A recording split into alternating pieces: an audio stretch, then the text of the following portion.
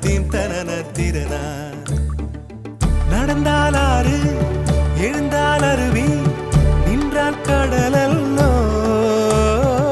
சமைந்தால் குமரி மணந்தால் மனைவி பெற்றால் தாயல்லோ. சிறு நதிகளே நதியிடும் கரைகளே கரை தொடும் நுரைகளே நுரைகளில் இவள் முகமே.